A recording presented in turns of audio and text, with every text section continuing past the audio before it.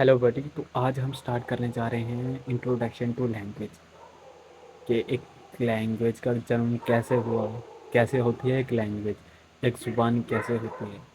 क्या हिस्ट्री के प्रोफेसर ने फैकल्टी मीटिंग में कहा कि हर उस घंटे के बारे में होता है, घटना के बारे में होता है जो हर टाइम हर जगह और हर इंसान से जुड़ी होती है। एक उन्होंने क्वेश्चन किया कि ये हर घंटे के बारे में होता है, हर घटना के बारे में होता है जो हर टाइम हर जगह और हर इंसान से जुड़ी होती है। उन्हीं के कोलीग जो उनके के पार्टनर थे, उनने कहा हाँ, जो लिंग्विस्टिक के थे, उनने कहा लेकिन तुम उस हिस्ट्री को कैसे रिकॉर्ड और इंटरप्रेट करोगे बिना लैंग्वेज के। हाँ, फिर उन्होंने सोचा सच में ये सोचना मुश्किल है कि हिस्ट्री कैसे हो सकती थी बिना लैंग्वेज के, बिना एक तरीके के जो घटनाओं को एक जनरेशन से दूसरी जनरेशन तक पास करे, स्टोरीज और कविता के थ्रू। लिखे हुए रिकॉर्ड से पहले भी इंसान की हिस्ट्री और प्री हिस्ट्री काफ़ी हिस्से और उन टूल्स के डेवलपमेंट और अडाप्टेशन से बना है जो अलग अलग ज़रूरतों को पूरा करते थे। जैसे पहिया का कैसे आविष्कार हुआ, वो कैसे बनाया उन्होंने, एनिमल्स को कैसे डोमेस्टिकेट करना, स्टीम इंजन, कंप्यूटर का पैदा करना, ये सारे टूल्स बिना लैंग्वेज का डेवलप नहीं हो सकते। हम खुद भी अगर सोचें तो अगर लैंग्वेज नहीं होगी, उन्होंने एक दूसरे का साथ कैसे दिया होगा। मान लो आज अगर हम किसी चीज़ को उठाने की बात करें कि मुझे ये चीज़ उठा के दो, हम बोलेंगे, कम्युनिकेशन करेंगे। ऐसे कम्युनिकेशन के दो दो अहम तरीके होते हैं, एक वर्बल और एक नॉन वर्बल। वर्बल में जिसमें हम वर्ड्स यूज़ करते हैं, बोलते हैं या टेक्स्ट करते हैं। ओरल में ये, नॉन वर्बल में ये होता है कि हम इशारों, बॉडी लैंग्वेज से करते हैं। उसी तरह अगर हम बात करें द ह्यूमन कैपेसिटी, इंसान के अपने आप को समझना और एब्स्ट्रैक्ट सोचने की कैपेसिटी लैंग्वेज से फैसिलिटेट होती है।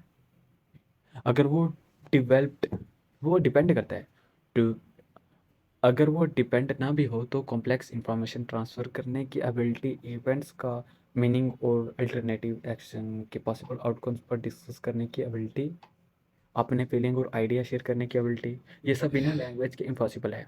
लैंग्वेज के ओरिजिन अभी भी अनक्लियर है कि कैसे हुआ ओरिजिन, किसने। हम आज भी जो पढ़ते हैं डेफिनेशन से पढ़ते हैं, लेकिन और आर्कियोलॉजिकल रिकॉर्ड सजेस्ट करते हैं कि लैंग्वेज से कम्युनिकेशन लगभग 200,000 साल पहले शायद इंसान ने इसका अडाप्ट कर लिया था, इस लैंग्वेज को कैसे बोलना कैसे। हज़ारों साल के एवोल्यूशन के बाद इंसान ने एक तरीका अपना लिया, मीन्स जिसे हम बोल सकते हैं, यहाँ से मैं पढ़ रहा हूँ, over thousand of years of evolution, हज़ारों साल के एवोल्यूशन के बाद इंसान ने एक ऐसा वोकल ट्रैक को डेवलप किया जो काफ़ी फ्लेक्सिबल था और बहुत सारे डिसेबल साउंड करते थे, डिफरेंट साउंड प्रोड्यूस कर सकता था। और ये एबिलिटी भी थी कि वो साउंड्स के डिफरेंस को समझ सके। लेकिन सबसे ज़रूरी बात ये थी कि इंसान ने इन साउंड को इस्तेमाल एक ऐसे सिस्टम में सीखा जो मीनिंग को कम्युनिकेट कर सकता हो। आज भी हम इंस्टा पे देखते हैं कि अफ्रीकन में जो भी उधर आदिवासी रहते हैं, वो ऐसे लैंग्वेज, उनका वो अलग वोकल कार्ड है। लेकिन हम अभी लैंग्वेज की बात करें स्टार्टिंग से, कैसे ये हुआ ये किसी को नहीं पता। शायद कुछ मेंटल कैपेसिटी जो दूसरे अडाप्टिव पर्पस के लिए अवॉल्व हुई थी, जैसे फाइन मोटर, हैंड आई कोऑर्डिनेटर, अन रिप्रपोज किया जाए हो सके कॉम्प्लेक्स सिंबॉलिक और कम्युनिकेट सिस्टम को सपोर्ट करने के लिए। ये शायद कुछ मेंटल कैपेसिटी सिर्फ लैंग्वेज के लिए स्पेशली इवॉल्व हुई होंगी और ग्रेजुअली ह्यूमन कम्युनिकेशन की कॉम्प्लेक्सिटी के साथ इवॉल्व हुई होंगी। या फिर जब हमारे ब्रेन ने एक ऐसे मिकदार, मान लो एक ऐसे टाइम पे आ गया कि हाँ अब ह्यूमन ब्रेन डेवलप हो गया है, अभी सोच सकता है कि हाँ अब मुझे अगर कम्युनिकेट करना है तो मैं दूसरों के साथ क्या चीज़ करूँगा, उसने रिकॉग्नाइज कर लिया। Although language differ in many ways, they are all made possible. जब हम लैंग्वेज के बारे में बात करते हैं तो लैंग्वेज अलग होती है, लेकिन सब में एक ही जेनेटिक इंफॉर्मेशन होती है और ब्रेन उन्हें ही बेसिकली एक ही तरीके के प्रोसेस करता है। ज़्यादा सरप्राइजिंग बात नहीं है कि सब लैंग्वेज के कुछ कॉमन डिज़ायर फ्यूचर हों और स्ट्रक्चर करेक्टरिस्टिक हों, होते भी होंगे शायद, जिनका काम करने में मदद करते हैं। जैसे हर लैंग्वेज अलग अलग साउंड यूज़ करते हैं, लेकिन उन साउंड को ऑर्गेनाइज और कंबाइन करने का कुछ प्रिंसिपल होते हैं। अगर लैंग्वेज में कोई श्योर्ड यूनिवर्सल फीचर नहीं होता तो हम एक्सपेक्ट करते कि उन साउंड और उनकी कॉम्बिनेशन रैंडमली वेरी करते। लेकिन जो साउंड लैंग्वेज में होते हैं उनकी कॉम्बिनेशन लिमिटेड और सिस्टमेटिक होती है। इस तरीका हर लैंग्वेज में वर्ड्स, फ्रेज, पैराग्राफ, सेंटेंस में कंबाइन करने के कुछ सिमिलर कॉन्ट्रास्ट होते हैं। लिंग्विस्टिक के काम ये समझाना और एक्सप्लेन करना है कि कौन सा फ्यूचर यूनिवर्सल है और कौन सा फ्यूचर अलग लैंग्वेज में अलग होता है। इतना हो गया। अब उसके बाद हम अगर बात करें मॉड्यूलिटी, MODULARTY, मॉड्यूल, इस वर्ड से, मॉड्यूलिटी के वर्ड से ही हमें पता लग रहा है कि मॉड्यूल मीन्स पार्ट होंगे। चलो आगे हम पढ़ते हैं इसको। अगर आप इसकी पूरी रीडिंग करेंगे तो आपको और समझ आ जाएगी। हम ज़्यादातर लिंग्विस्टिक ये मानते हैं, मीन्स जो लैंग्वेज पढ़ते हैं, किसी भी लैंग्वेज लिपि को पढ़ते हैं, कि लैंग्वेज एक मॉड्यूलर सिस्टम है। मतलब लोग लैंग्वेज को प्रोड्यूस इंटरप्रेट करते हैं कुछ कंपोनेंट सिस्टम्स, सब सिस्टम कह सकते हैं, या मॉड्यूल्स के सेट। जैसे हम मैथ्स में पढ़ते हैं सेट होता है, A B, ऐसे सेट्स होंगे जो कोऑर्डिनेट तरीके से काम करते हैं। हर मॉड्यूल एक स्पेसिफिक काम करता है और वो दूसरे मॉड्यूल से इनपुट लेता है और अपने आउटपुट उनको देता है। न्यूरो लैंग्विस्टिक जो दिमाग को पढ़ते हैं, स्टडीज दिखाते हैं कि डिफरेंट ब्रेन रीजन्स अलग अलग एस्पेक्ट ऑफ लैंग्वेज प्रोसेसिंग से जज होते हैं या जुड़े होते हैं। और जैसे के अलग चैप्टर्स में दिखाया जाए, लैंग्वेज को मॉड्यूल्स में डिवाइड करना एक अलग आसान बनाता है। जैसे हम चैप्टर्स में, कोई बुक होगी उसका चैप्टर होगा, इसमें हम इंट्रोडक्शन पढ़ेंगे, इसमें हम ये पढ़ेंगे, वैसे पार्ट्स ऐसे दिमाग के भी पार्ट्स हैं कि हाँ ये इसको प्रोसेस करेगा। अब कौन सा हमें अल्फाज, कौन सा वर्ड बोलना है, वो ब्रेन का अलग पार्ट न्यूरॉन एक्ट करेगा। इसी तरह ये हमें न्यूरोलॉजिस्ट बताते हैं। कुछ मॉड्यूल लॉन्ग टाइम के लिए लिंग्विस्टिक का पार्ट हैं। फोनेटिक स्पीच साउंड की प्रोडक्शन और इंटरप्रिटेशन के बारे में है। फोनोलॉजी लैंग्वेज में रॉ फोनेटिक को ऑर्गेनाइज करने का काम आती है। बड़ी लिंग्विस्टिक यूनिट का काम मॉर्फोलॉजी, स्ट्रक्चर ऑफ वर्ड्स और syntax, structure of sentence. Means अगर हम बात करें, बड़ी लिंग्विस्टिक का काम होता है कि जो हम बहुत भी बड़ी लिपि पैराग्राफ्स को पढ़ेंगे, मॉर्फोलॉजी, उनका स्ट्रक्चर ऑफ वर्ड क्या है, सिंटैक्स, स्ट्रक्चर ऑफ सेंटेंस क्या है। लिकोन भी है जो लिंग्विस्टिक एलिमेंट्स के मीनिंग और स्ट्रक्चर प्रॉपर्टीज़ को स्टोर करता है। रिसेंट डिकेड्स में फिलोसफर ने सिस्टमैटिक लिटर मीनिंग के डिटेल्स एनालाइज का फार्मूला स्टडी कर स्टार्ट किया और लिंग्विस्टिक में उसे ऐड किया गया। अब रिसेंटली डिस्कोर्स जो लैंग्वेज को सेंटेंस के बियॉन्ड ऑर्गेनाइज करता है। मीन्स कोई लैंग्वेज ने, लैंग्वेज का इम्पोर्टेंट क्या है, उसका कैसे आई, तो कॉन्स्टिट्यूंसी और रिकॉर्डिनेशन सब लैंग्वेज में, कॉन्स्टिट्यूशन कॉन्स्टिट्यूंसी और रिकर्जन सब लैंग्वेज में कॉन्स्टेंट होते हैं जो कॉम्प्लेक्स यूनिट को स्ट्रक्चर में इंक्लूड करने की फ्लेक्सिबिलिटी देते हैं। जैसे इंग्लिश में हम कह सकते हैं sat down, the smart women sat down, the tall dark hair smart women with a bright red sweater and pearl necklace sat down. Constituent होने से लैंग्वेज को स्ट्रक्चर और फ्लेक्सिबिलिटी का बैलेंस मिलता है। कॉन्स्टिट्यूशन के दूसरे कॉन्स्टिट्यूंट सारे हैरान। तो आगे अगर हम बात करें कॉन्स्टिट्यूंसी एंड रिकर्जन की बात करें, तो इसमें किस वर्ड को कैसे लिए जाते हैं, हम बेसिकली उसके बारे में बात करते हैं। तो हम इधर से being composed of constituent allows language to be recursive, इसे स्टार्ट कर रहे हैं कि कॉन्स्टिट्यूंसी और रिकर्जन सब लैंग्वेज में कॉन्स्टेंट होते हैं जो कॉम्प्लेक्स यूनिट्स को स्ट्रक्चर में इंक्लूड करने की फ्लेक्सिबिलिटी देता है। जैसे अगर हम बात करें द टॉक हेयर एक्स्ट्रा जितनी भी आगे, कॉन्स्टिट्यूशन होने से लैंग्वेज रिकर्सिव भी होती है। रिकर्जन का मतलब है कि ग्रामेटिकली प्रोसेस को रिपीटली अप्लाई किया जा सकता है, जैसे इन्फिनाइट वेरी ऑफ सेंटेंस बन जाते हैं। रिकर्जन की वजह से एक शॉर्ट सेंटेंस को एक्सपेंड किया जा सकता है, जैसे ही वाज टॉल को he was tall and strong and handsome and thoughtful. मतलब अगर मैं बोल रहा हूँ मैं खाना खाया, उसमें उसको मैं ऐड ऑन, वर्ड को ऐड ऑन कर सकता हूँ। मैंने खाना खाया, मैंने अच्छा खाना खाया, मैंने तीखा खाना खाया, मैंने किस तरह का खाना खाया, ऐसे हम ऐड ऑन कर सकते हैं। बेसिकली इसका इतना ही मीनिंग है। उसके बाद अगर हम बात करें डिस्क्रीटनेस, डिस्क्रीटनेस क्या होता है? डिस्क्रीटनेस हर लैंग्वेज की एक और प्रॉपर्टी है। इंसान जो साउंड बना सकता है वो कॉन्स्टिट्यूशन होते हैं। कॉन्टीन्यूस मीन चलते रहते हैं, रुक नहीं पाते। जैसे मैं बोल रहा हूँ ये कॉन्टीन्यूस है, कोई रुक नहीं रहा हो, अगर मैं रुक जाऊँगा तो वो लैंग्वेज रुक जाएगी या वो कन्वर्सेशन या कम्युनिकेशन रुक जाएगी। लेकिन लैंग्वेज उन साउंड को डिस्क्रीट इंक्रीमेंटल पार्ट्स में डिवाइड कर देती है। जैसे कलर हम देखते हैं ना, कलर के भी लैंग्वेज एक कलर है, कलर के भी डिफरेंट वैरायटी होते हैं, वैसे इसका भी इतना महत्वपूर्ण है। उसके बाद अगर हम बात करें, इतना ही ज़्यादा, इतना कुछ नहीं है आपको कि कलर के कौन से वर्ड में कैसे आते हैं, लाइट एंड डार्क होते हैं।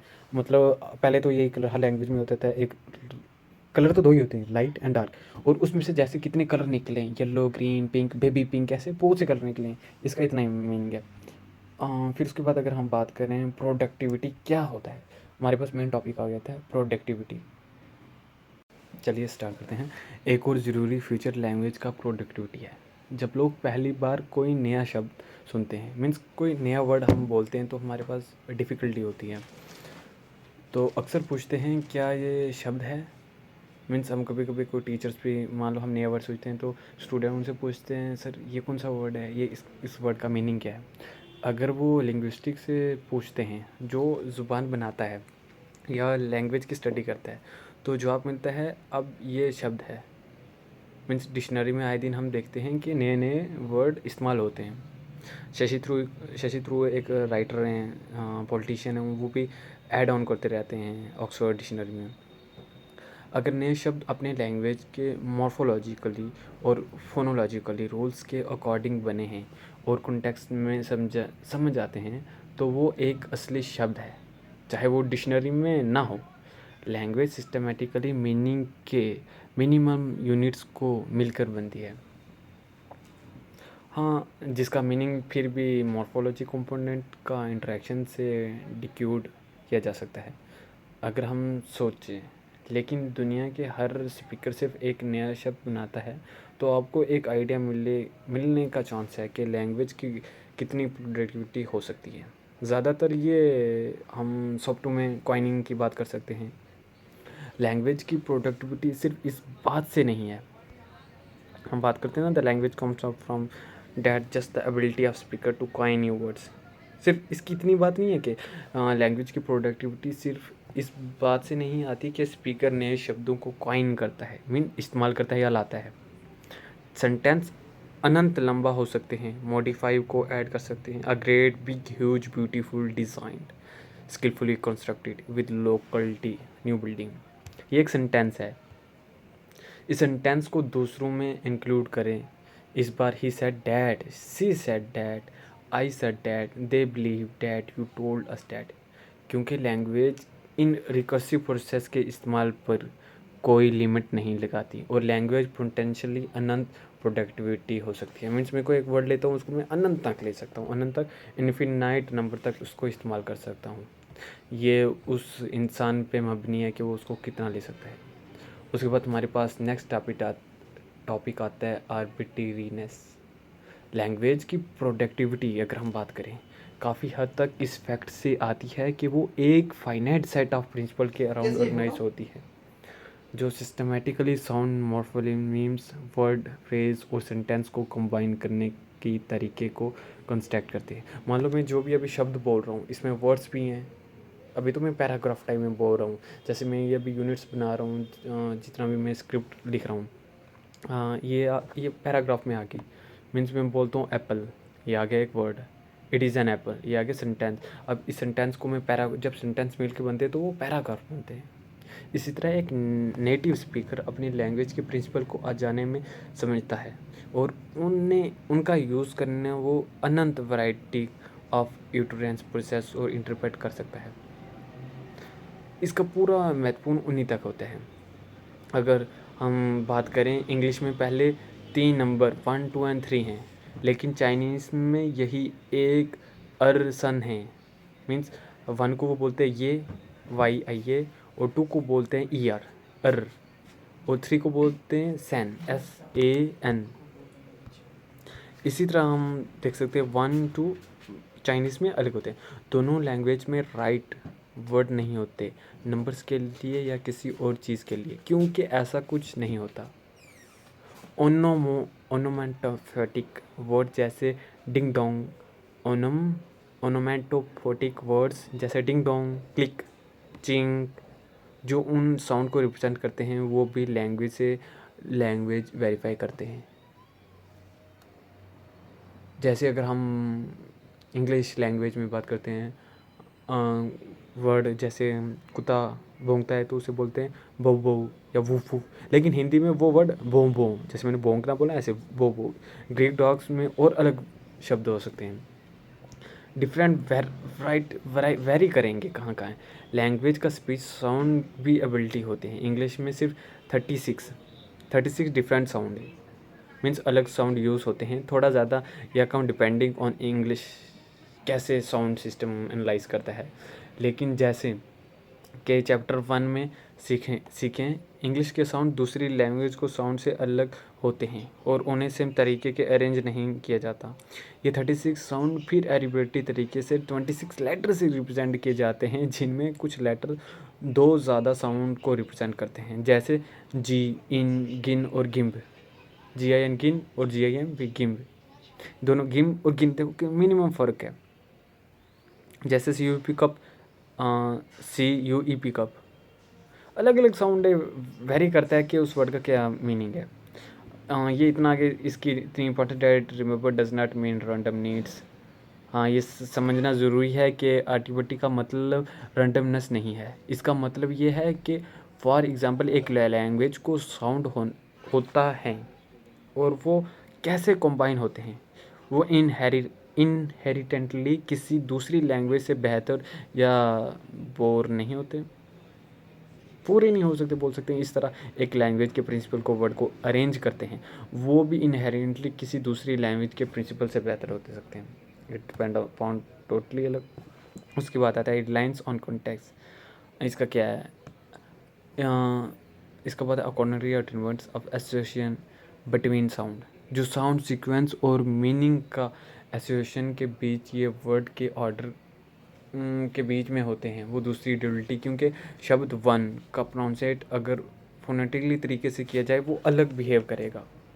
इसका मतलब है ड्यूलिटी उसमें कितनी है, उसमें कॉन्सिनेंस कितनी है, कैसे हम बात करने का तरीका, उससे रिलीवेंट कितना है लैंग्वेज का। उसके बाद हम बढ़ते हैं वेरिएबिलिटी।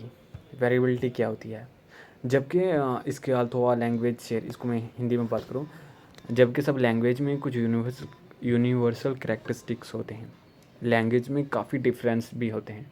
लोग जो लैंग्वेज यूज़ करते हैं वो स्पीकर और सिचुएशन के हिसाब से वेरी करते हैं। वैसे वेरिएबिलिटी लैंग्वेज का एक इम्पॉर्टेंट और एडमायरेबल फ्यूचर है। वेरिएशन जो डिफरेंस और डाइवर्सिटी के नाम से भी जाना जाता है, इंफॉर्मेशन का एसेंस है। अगर लाइट फ्रिक्वेंसी में वेरिएशन ना होता तो हम देख नहीं पाते, अगर साउंड फ्रिक्वेंसी में वेरिएशन ना होता तो हम लैंग्वेज और म्यूज़िक नहीं सुन पाते। और जैसे हम समझ रहे हैं, अगर जेनेटिक डाइवर्सिटी का एक मिनिमम लेवल ना होता, मीन्स तो हमारा इकोसिस्टम अलग होता, थ्रेटन हो जाता, उलट पुलट हो जाता। लैंग्वेज में वेरिएबिलिटी लोगों को इससे ज़्यादा कम्युनिकेट करने की फैसिलिटी देती है। मीन्स एक मैं गुस्से से वर्ड बोल रहा हूँ हेलो, एक मैं और गुस्से अबे यार, मैं इसको सिंपल में बोल रहा हूँ, और अगर मैं बोलूँ अबे यार थोड़ा गुस्से से एंगर से उसमें एंगर आ जाए। लैंग्वेज की वेरिएबिलिटी इंडेक्स होती है। स्पीकर अपनी लैंग्वेज को अपनी सोशल आइडेंटिटी को सिग्नल करने के लिए वेरी करते हैं, जोग्राफिकल, सोशल, सोसाइटिकल, एथिकल और जेंडर, और अपने इमीडिएट स्पीच सिचुएशन को डिफाइन करते हैं। लोग अपनी इंडेफिनेटली बोलते हैं ना, जैसे पीपल लेट्स द वर्ल्ड। लोग अपनी आइडेंटिटी को लैंग्वेज के वैरायटी के थ्रू दुनिया को दिखाते हैं। वो अपने जोग्राफिकल और सोशल स्टेटस ओरिजिन को कुछ नहीं वर्ड में दिखाते हैं। लोग अपनी लैंग्वेज की वैरायटी को अपने ओवरलैपिंग सोशल ग्रुप में मेंबरशिप सिग्नल करने के लिए भी यूज़ करते हैं, जैसे मेल या फीमेल, टीनेजर या अडल्ट, या किसी स्पेसिफिक पोजीशन की बात कर लेते हैं। लोग अपनी वेरी करते हैं। लोग अपनी लैंग्वेज को के वैरायटी के थ्रू दुनिया को दिखाते हैं। वो अपने जोग्राफिकल और सोशल स्टेटस ओरिजिन को कुछ ही वर्ड में दिखाते हैं। लोग अपनी लैंग्वेज की वैरायटी को अपने ओवरलैपिंग सोशल ग्रुप में मेंबरशिप सिग्नल करने के लिए भी यूज़ करते हैं, जिसमें मेल और फीमेल, टीनेजर या अडल्ट, या किसी स्पेसिफिक एथनिक ग्रुप का मेंबर वो अपनी स्पीच को मेंटेन करता है, अक्सर टीचर के बेस्ट एफर्ट्स के बावजूद, क्योंकि अनकॉन्शियस लेवल पर उनका अपना ओरिजिन से जुड़ना ज़्यादा इम्पॉर्टेंट होता है किसी भी रीज़न से बदलाना। टीचर अक्सर एग्जांपल लेते रहते हैं कि अपनी एग्जांपल लेते हैं जिससे बच्चों को अच्छी तरह समझ आ जाए। लोग लैंग्वेज के वेरिएशन का यूज़ सिचुएशन और पर्पस से भी कर सकते हैं, कम्युनिकेट करने के लिए, और उन रूल्स को जो वो उन सिचुएशन में प्ले कर रहे होते हैं। एक प्रीस्ट सरमन के दौरान अलग लैंग्वेज यूज़ करता है और चर्च सर्विस के बाद सोशल होने के दौरान अलग लैंग्वेज यूज़ करता है, क्योंकि वो अलग रोल्स प्ले कर रहा होता है। और अगर हम ऑफिस में लोग अपनी लैंग्वेज को सपोर्टिंग मीन्स इसका जितना भी मतलब आ गया, हमारी लैंग्वेज में 3 हिस्से होते हैं। फॉर्मल इनफॉर्मल होते हैं, जैसे टीचर से कैसे बात करनी है, दोस्तों से हम अलग लैंग्वेज में, माँ बाप से हम अलग लैंग्वेज से बात करते हैं। उसके बाद आता है डिफाइनिंग ऑफ लैंग्वेज। इतना आपको ज़रूरी नहीं पढ़ना, हमारे पास अब लास्ट टॉपिक आता है डिफाइनिंग ऑफ लैंग्वेज। हाँ, तो हमारी defining language precise definition of a language देना, मतलब किसी भी लैंग्वेज को देना, उसकी लिमिट रख देना कि हाँ बस इस डेफिनेशन या डिफ़ाइन करना, उसकी इतनी लिमिट है, उससे बाहर वो लिमिट्स लगा देना किसी भी चीज़ को। लेकिन एक लैंग्वेज इतनी है कि आए दिन देखते रहते हैं नई लैंग्वेज डेवलप हो रही है। जैसे पहले हम दिल्ली की बात करते हैं, हम दिल्ली यूनिवर्सिटी में, तो दिल्ली में उर्दू बोली जाती थी, फिर हिंदी बोली जाती है, अब हिंदी तो अरूज पे बोली जाती है। अब देखते हैं हम अलग अलग से लोग आ रहे हैं तो डायलैक्ट्स ला रहे हैं, अपनी लैंग्वेज को यूज़ कर रहे हैं। जैसे हम इंग्लिश आई, इंग्लिश के साथ हमने हिंदी और उर्दू, रोमन इंग्लिश, हिंग इंग्लिश का वर्ड भी यूज़ कर रहे हैं, क्योंकि लैंग्वेज का फिनोमिना कॉम्प्लेक्स है। फीगन और वेस्टर्न 1989 के दिए गए डेफिनेशन को थोड़ा मॉडिफाई करते हुए हम लैंग्वेज को एक फाइनाइट सिस्टम के रूप में डिफ़ाइन कर सकते हैं, जो एलिमेंट्स और प्रिंसिपल से बना होता है और जो स्पीकर्स को सेंटेंस बनाने का मौका देता है ताकि वो स्पेसिफिक कम्युनिकेटिव जॉब्स कर सके। सिस्टम का वो हिस्सा जो स्पीकर को ग्रामेटिकली सेंटेंस प्रोड्यूस और इंटरप्रेट करने की इज़्ज़त या सलाहियत इज़्ज़त देता है, उसे ग्रामेटिकली कॉम्पिटेंस कहते हैं। इसमें यह नॉलेज शामिल होती है कि कौन सी स्पीच साउंड एक दिए गए लैंग्वेज का हिस्सा है और उन्हें कैसा और किसी तरह से कंबाइन किया जा सकता है। ये नहीं किया जा सकता कि ग्रामेटिकली कॉम्पिटेंस में ये भी शामिल होता है कि अलग अलग साउंड सीक्वेंस का मीनिंग को कैसे समझ जाता है और उन मीनिंग यूनिट्स को वर्ड, फ्रेज और सेंटेंस में कैसे कंबाइन किया जाता है। ग्रामेटिकली कॉम्बिनेशन ही वो चीज़ है जो इंग्लिश स्पीकर को ये अलाउ करती है कि वो 21 साउंड को इस तरह से कंबाइन करे जो कुछ ऐसे दुनिया देते हैं, the dog chase the cat up the tree, और दूसरी इंग्लिश स्पीकर को ये समझने की इज्जत या सलाहियत हो सकती है कि डॉग क्या है, कैट क्या है और ट्रीज़ क्या है। डॉग क्या है, कैट क्या है, ट्रीज़ क्या। मान लो एक कुत्ता जो बिल्ली को चेज़ कर रहा था और बिल्ली जाके कहाँ, पेड़ के पास रुकी। इसके अलावा ग्रामेटिकली उसको मतलब भी, जो सुनने वाला है उसको मतलब भी समझ होना चाहिए, डॉग क्या है, कैट क्या है, ट्रीज़ क्या है, वो क्या है। और लेकिन लोग का इस्तेमाल सिर्फ ग्रामेटिकली सेंटेंस के लिटरेरी मीनिंग को कम्युनिकेट करने के लिए नहीं कर सकते, है ना। The dog chase the cat up the tree का इस्तेमाल का तरीका के काम करने के लिए हो सकता है। कहानी का एक हिस्सा नरेटर करना, डॉग का ऑनर से कंप्लेन करना, या दूसरी अलग अलग। हाँ, इसका मीन्स ये दोनों मिलकर कम्युनिकेट कॉम्पिटेंस बनाते हैं। कम्युनिकेटिव कॉम्पिटेंस ग्रामेटिकली कॉम्पिटेंस के अंदर जो नॉलेज शामिल है प्लस उस नॉलेज को यूज़ करने की एबिलिटी ताकि वाइड रेंज को कम्युनिकेट जॉब की जा सके, ये लैंग्वेज को कॉन्स्टिट्यूट करता है। ओके, हाँ, तो ये था हमारा, इतना ज़्यादा आगे इसको इतना मॉडिफाई हम नहीं कर सकते, ज़्यादा पढ़ने की भी ज़रूरत नहीं है आगे, बस इतना अगर आपको इंट्रोडक्शन आपके लिए बहुत है।